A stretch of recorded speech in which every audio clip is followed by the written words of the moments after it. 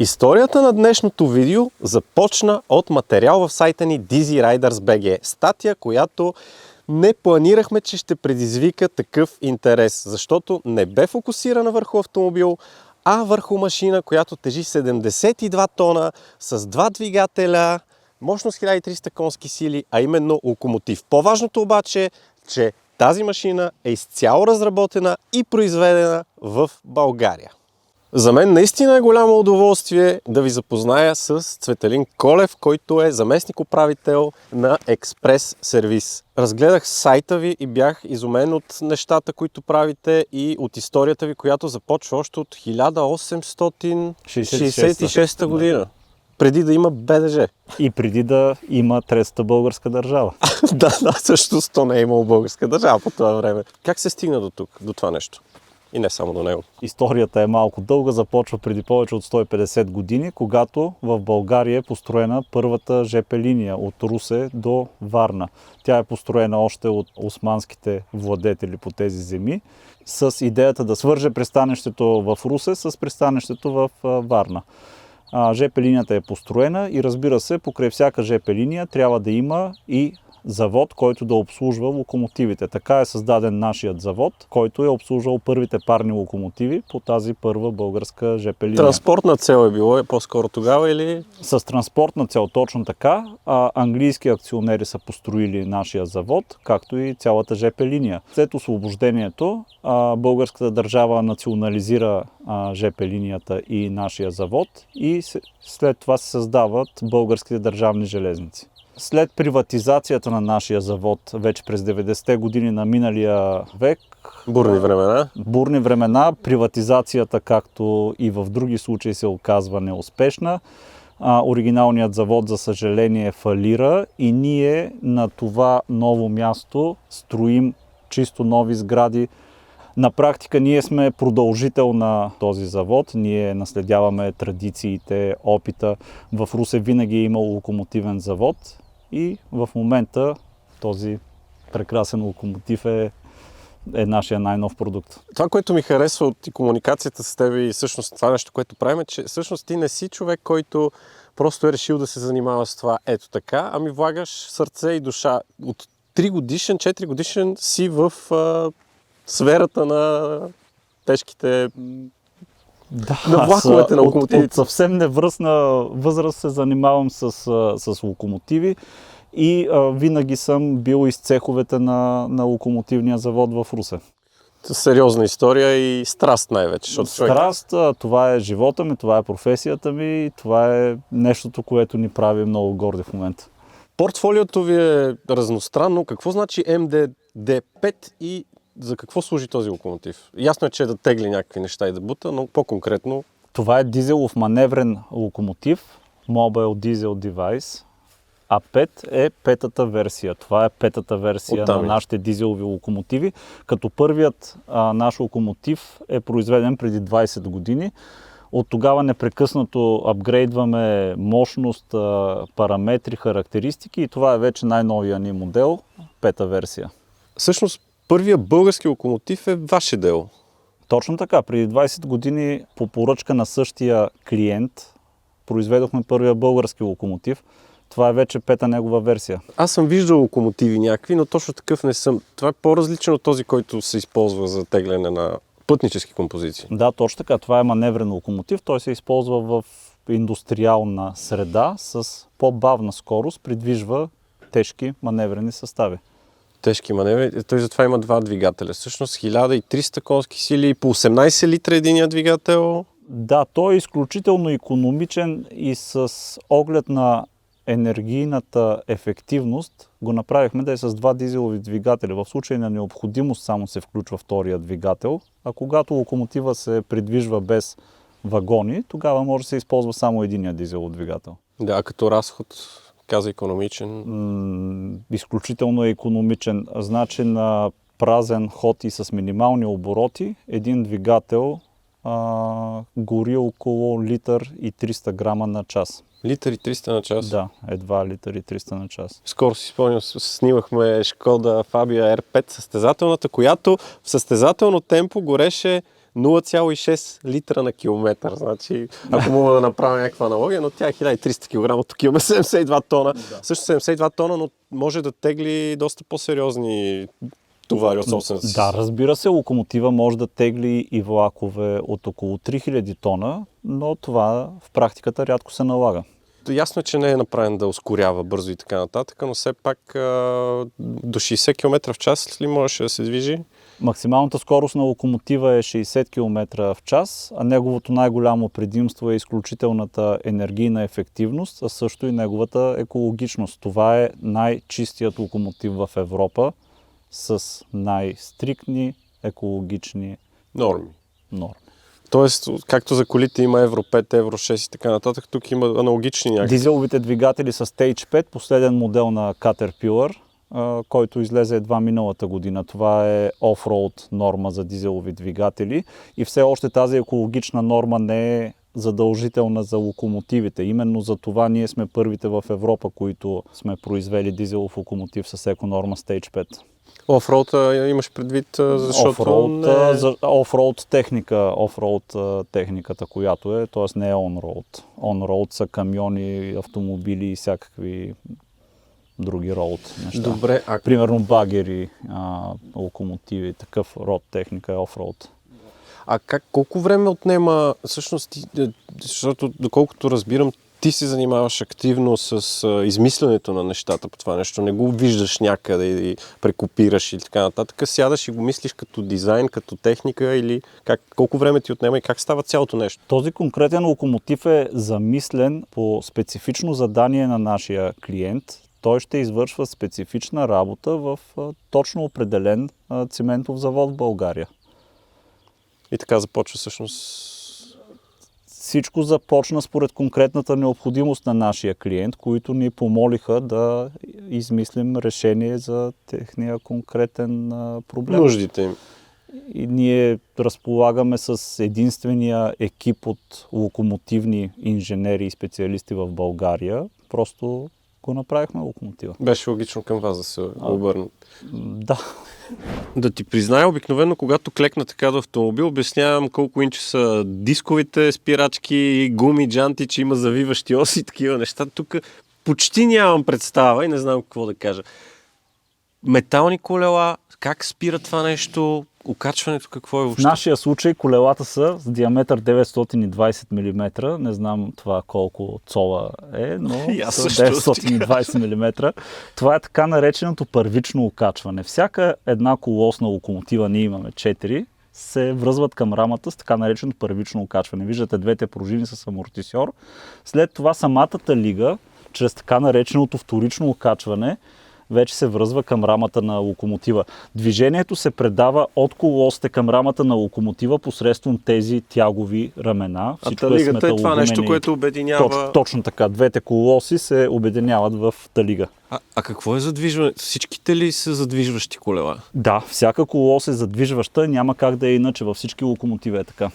Защото иначе ще пили гуми, както казват. Иначе няма да имаме добро сцепление. Тоест имаме два двигателя, преобразовател на въртящия момент, който си е някакъв вид скоростна кутия и се задвижват вече всичките колела. Точно така. Въртящия момент от двигателя отива в хидротрансформатор. След хидротрансформатора имаме механична скоростна кутия и оттам движението се предава в така наречените колосни редуктори, които са във всяка колосна локомотива, във всяка от 4-те колоси. Добре, метал в метал, очевидно, че е тежка композиция или когато е композиция, има сцепление, когато е нормално време, а през зимата, като има скреж. Именно за това железопътният транспорт е най-ефективен, защото нашето сцепление е много добро, коефициента на триене е много малък метал в метал. Зимата, естествено, можем да имаме проблеми, затова имаме този опесачител, тази оранжева кутия, на практика е пълна с пясък, който се апликира в точката на зацепление между колелото и релсата и по този начин повишаваме трикратно сцеплението на. И няма проблем. И нямаме проблеми дори при заскрежени релси. Защото аз лично, когато карам велосипед в мокро време и видя релса някаква, изтръпвам и понякога падам. Така, затова имаме пясък. А спирачките, как спира това нещо? Всяка една колос е съоръжена с две дискови спирачки. Има едни големи спирачни дискове и с челюсти. Те се захващат и спира. Има много добър спирачен процент. Да, спирачен път имаш някаква представа колко? Да, спирачният път е много прецизно изчислен от нашите инженери и при максималната скорост на локомотива е 95 метра. 95. Това всъщност е доста добре, като си има предвид, че се движат 70 няколко тона с тази скорост. Точно така, но в нашата техника е много важно да се изчисли правилно точно това нещо. Да, има логика все пак. Колко човека са необходими, за да се оперира локомотив? По принцип един е достатъчен. Един? Да. Ще се повозим ли?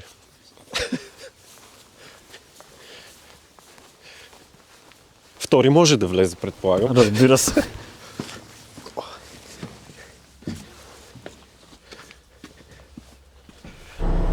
Работи. Кой двигател работи? Работи двигател едно в момента, този, който е от тази страна. Добре, но тук се управлява...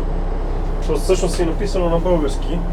Паркинг, спирачка, осветление, компресор, пулт, нямам представа. Разбира се, от тук избираме пулт, дали да караме от първи пулт или от втори пулт. В момента е избран пулт 2, който е тук до мен. Да, по-логично е, защото ще ходим нататък. Да.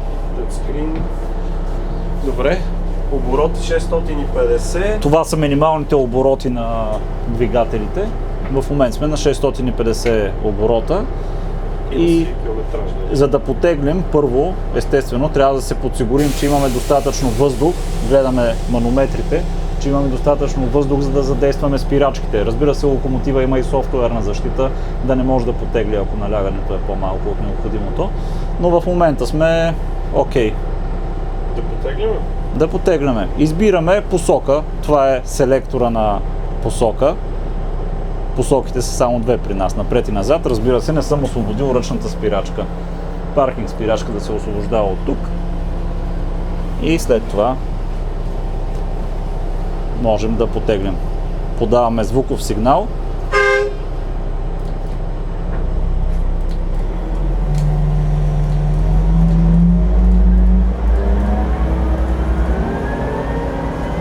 С контролера задаваме обороти на дизеловия двигател. 1400. Колко скорости?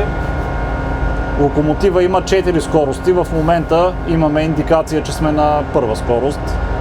При 1600 оборота, т.е. малко над максималния въртящ момент, ще превключим предавка. В момента сме на втора скорост.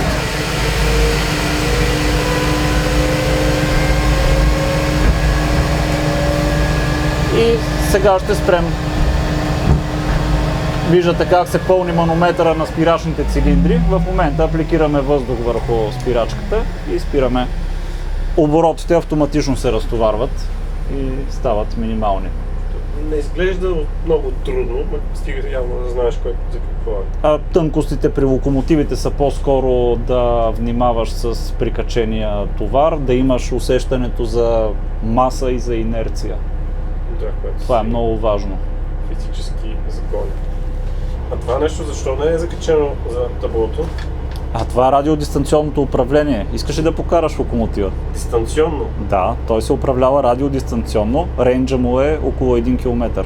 Количка дистанционно 72 тона. Супер! Естествено, че искам да покарам. Как избирам посоката? Като дадеш на позиция 2. 2. Да. Това значи, че трябва да отида нататък. Да, точно така. Добре. И подаваме газ. Подаваме газ напред. Да.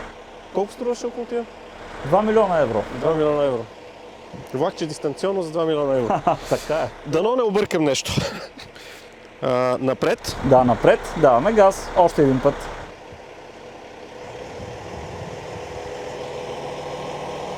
Всяка една позиция е 100 оборота на двигателя.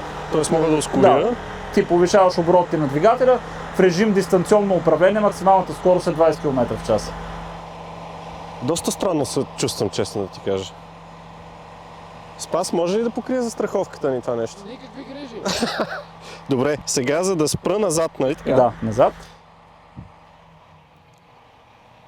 Сега изключихме оборотите на двигателя, а още по-назад е да задействаш и спирачките. В момента е на празен ход. Да. Сега задейства спирачките Когато дадеш в централно положение джойстика, спирачките ще се изключат.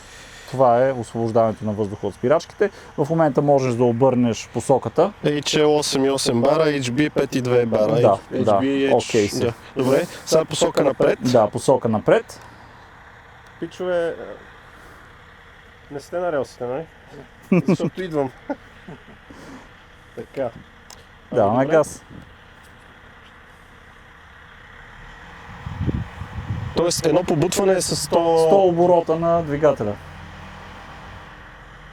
По този начин регулираме скоростта, чрез оборот си на дизеловия двигател. Малко по-бързо и сега ще го намаля.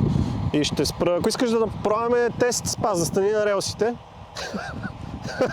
По-добре не.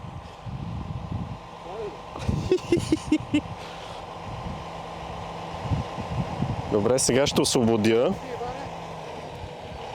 Сега е по инерция все едно се движи. Да, сега е по инерция, сега нямаме обороти, но не сме изпрели.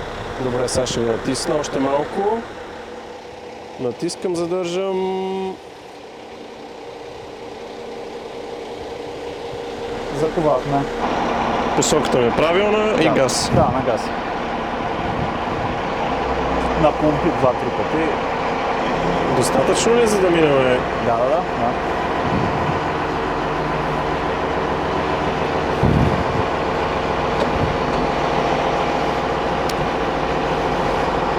Никога до сега не бях карал влак, аз с дистанционно не съм сигурен, че ще ми се В случи. Западна Европа това е факт. Така се управляват локомотивите.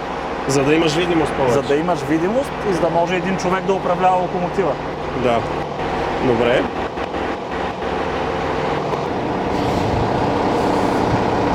Ванка, готов ли си? Ти готов ли си? Аз съм готов. Тръгваме?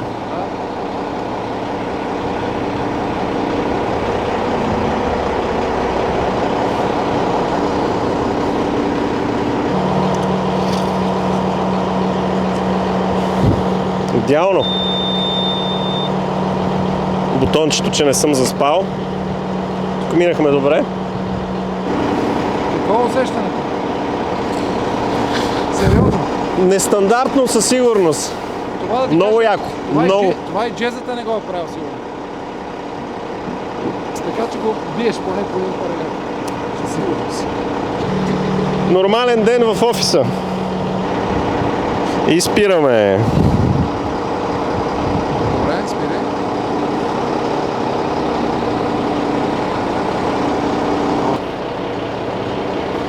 Easy peasy.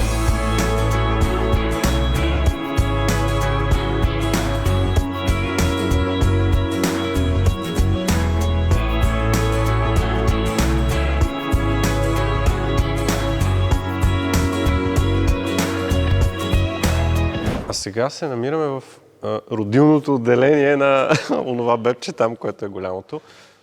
Освен с производство, очевидно и с ремонт се занимавате. Кажи ни малко за този проект. Тук правим модернизация на теснолинеен локомотив за Родопската теснолинейка. Теснолинейката? Да, която е от септември до Добринище. Правим пълна модернизация с подмяна на абсолютно всички системи, агрегати на локомотива. На практика ние почти правим нов теснолинеен локомотив. От стария запазваме само рамата. Да, а той е от какво производство, от кога датира? Също той Това е стар румънски локомотив, който не е направен много добре оригинално, но ние сега мислим, че ще го подобрим. Двигателят, отново кат виждам и нещо като огромен радиатор. Да, двигателят е Caterpillar, а това отстрани е интеркулера на Caterpillar. Интеркулер? Това е междинния охладител на въздух. Теснолинейка с интеркулер. Така е, да. Този по-мощен от агрегатите в двата агрегата в другия. Да, това е V-образен 6-цилиндров двигател на Caterpillar с мощност 1150 конски сили. Но е по-икономичен от оригиналния. Кой е оригиналният двигател? Това е един стар модел на Maybach, който... Майбах. Да, Maybach 820 се казва този модел. Ужасно неикономичен и неекологичен двигател. Вие го виждате на какво прилича. А той е като разработка, сигурно е на...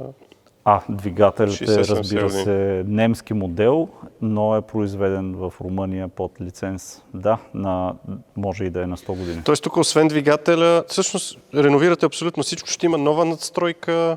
Абсолютно всичко. Локомотива ще има нови кабини, нова надстройка, нов двигател, нови електрически инсталации, пневматични инсталации. Всичко ще му бъде ново. Супер. А това е нещо, което прилича на диференциал с някакви, очевидно, влакови колела. Това се нарича колос и специално тази колос е от теснолинейния локомотив, който модернизираме в момента. То наистина видимо се вижда колко е тесно линейка. Всъщност, Да. колко е широчината, колко е отстоянието между двете? Това разстояние е едва 700 мм, което е двойно по-малко от локомотивите, които са ненормално между релси. На онзи беше 1400 и нещо. Да. Вижте, и тук има цифри и данни, както обичаме да навлизаме в детайли. Това нещо ще се реставрира и ще Да, отиде. това нещо ще бъде напълно реставрирано, ще подменим всички лагери, втулки, каквото е приложимо и ще се върне в родопската теснолинейка. Да се возят хората и да се наслаждават на природата. Да. А там за теб има с стандартно разстояние между... Абсолютно. Това разстояние тук е 1360 мм, докато това е едва 700 мм. Виждате двойната разлика между един стандартен локомотив и теснолинейния локомотив. А защо съществува теснолинейката? Каква е причината тези да са толкова близо? В планината е много по-лесно да прокарваш коловози на тясно между релси, защото тогава се спестява от радиуси на криви. На практика кривите могат да бъдат с много по-малък радиус, тунелите с по-малък габарит, мостовите и всички съоръжения са по-малки. Спестяват и кубически метри, копане, мостовете и така. Абсолютно. Това е идеята на теснолинейките и те са предимно в планинските райони. Много интересно. Добре, при автомобилите навлизат все по-нови строги изисквания за екология и така нататък, което води производителите до по-екологични двигатели. А в случая теснолинейката, нужно ли е да се сменя този Майбах? Не може ли просто да се обслужи двигателя и да си продължи да си работи, както 50 години го е правил, примерно? Ние държим на тази модернизация най-вече за да спрем вредните емисии в планината. Ние влагаме двигатели Caterpillar Stage 5, което е последно поколение на Caterpillar.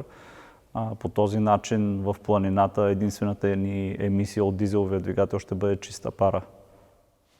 Значи има екологичен и той е по-икономичен реално. Определено очакваме разход на празен ход на локомотива от около 3 литра на час, което е уникално постижение за подобна мощност. Наистина. Не съм виждал никога по-голям колянов вал, даже това са всъщност 6. Това са наши колянови валове за двигател марка Зулцер. За пръв път го чувам. Зулцер е марка за корабни двигатели преди всичко, швейцарска марка. Модела на двигателя е на повече от 100 години, но тези конкретно са произведени в Румъния. И седят за резервни части или са счупени или... Това са оборотни колянови валове за големите двигатели Зулцер на нашите клиенти. В случай на авария на някой дизелов двигател, ние просто взимаме от нашия стратегически резерв и подменяме. Стратегически, т.е. това нещо не може да се поръча за изработка или... Абсолютно не може. Това са последните останали бройки в Европа от тези колянови валове. 6 в Европа са тук. Да, тук са. А тук виждаме ни като бисквитки за ядене, но не бих захапал, честно казано. Това са нашите заготовки за ходови колела на нашите акумулаторни локомотиви. След тази заготовка става това. Акумулаторни каза, т.е. има ли тенденция и при локомотивите, както при автомобилите, има ли възможност въобще да се мине локомотив да бъде на ток, при положение, че с различни... Определено. Ремонта на един такъв колянов вал е нещо ужасно скъпо, трудоемко, времеемко. Хората се насочват масово към акумулаторни локомотиви, а ние сме първия завод в Европа, който предлага такава техника. Първия. Имате ли тук такъв? Да, имаме. Може да покажем. ES 3000. Това не е дизелов, нали така? Това е акумулаторен локомотив. Изцяло на ток. Да, изцяло на ток. Колко електромотора има всъщност? Има 3 задвижващи колоси и всяка от тях има свой собствен асинхронен тягов мотор.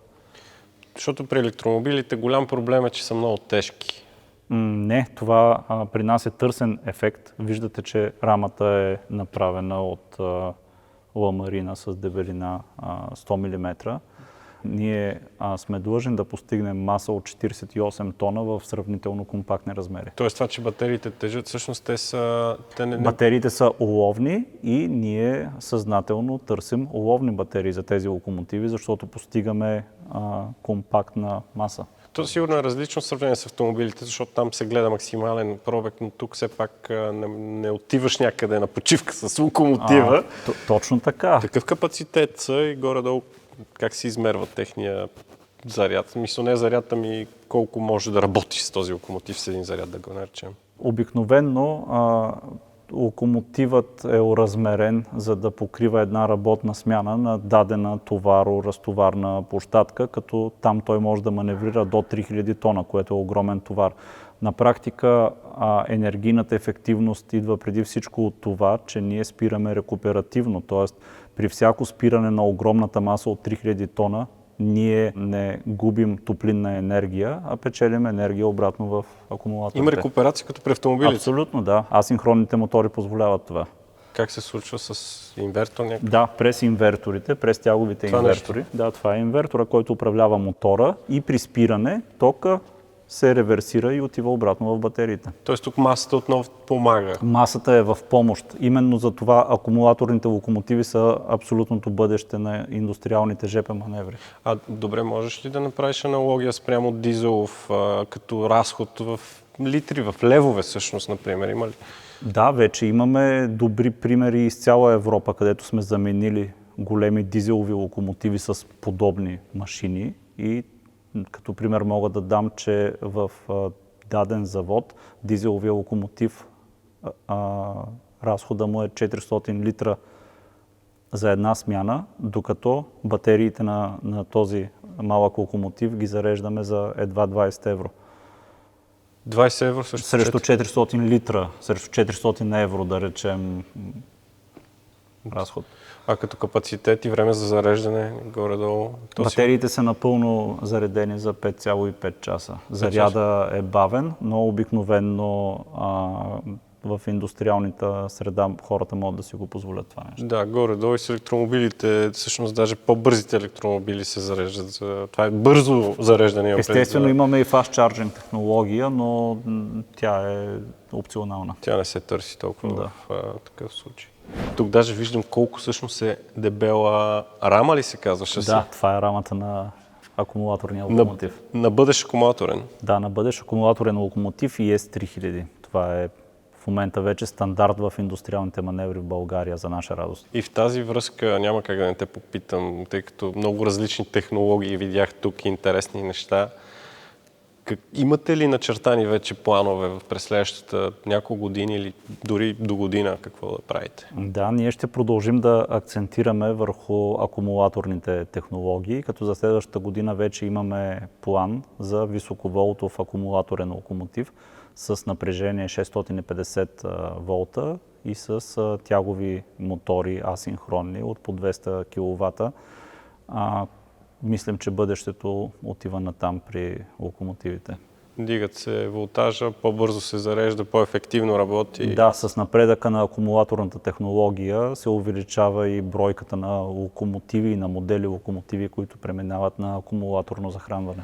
Тоест ще виждаме в бъдеще и повече електрически такъв тип, не точно превозни средства, но средства за работа.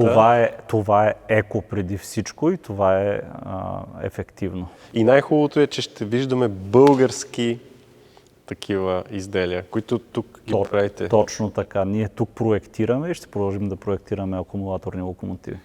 Страхотно наистина пътуване и с този нестандартен за нас свят, нестандартен, защото знаете, че отразяваме повече автомобили и мотоциклети. На мен лично ми беше супер интересно. Благодаря ти за гостоприемството. Вие виждате, че правиме различни неща, че разширяваме нашия кръгозор, така че ще се радваме да ни подкрепите с споделяне и с харесване на видеото, ако го харесвате, да коментирате нещата, които ви харесват и естествено да се абонирате за канала ни в YouTube и да ни следвате в сайта DizyRiders.bg и в Instagram. Много ти благодаря. Пожелаваме успех и се надявам скоро да се видим пак с някоя интересна революционна машина. Чао!